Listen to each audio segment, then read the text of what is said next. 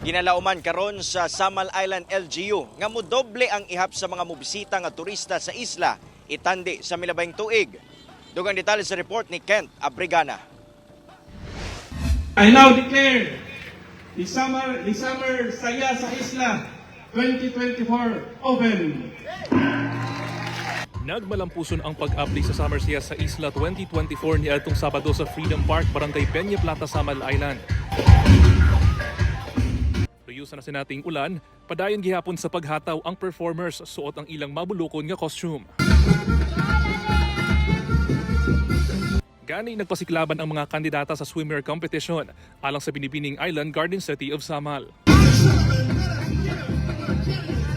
Pipila lang kini sa mga aktibidad alang sa month-long celebration sa Summer Saya sa Isla 2024. Sumala sa City Investment and Tourism Office Samal Island, posibleng matud pa nga modaghan pa ang ihap sa mga turista nga mobisita sa isla karong tuiga.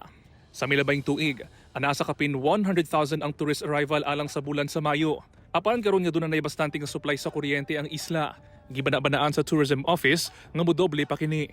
For more tourist arrivals this coming month of May, particularly kay kuan na magud siya, especially kay murag break na yata siya, no, time for summer vacation na. So Mas dagan na sab matud pa ang maakomodar nga turista sa isla tungod sa dugang nga barge sa Davsam Port. Sa kinatibuk-an, mokabat na sa 8 ang barge nga ga-operate.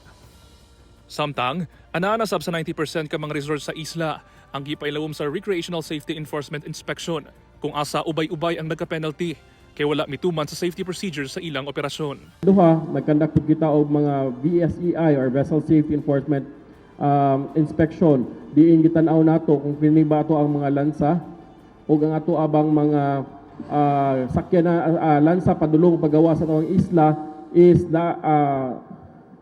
safety or safe for navigation ba sila. Wala sinatala nga untoward incident ang Samal Island sukad pagsugod sa Summer Saya sa isla. Given nga daghan kayo ang may bisita, walay natala nga nalumos sa ato ang isla. Kauban si Melco Minares sa kamera. Ako si Kent Abrigana para sa One Mindanao.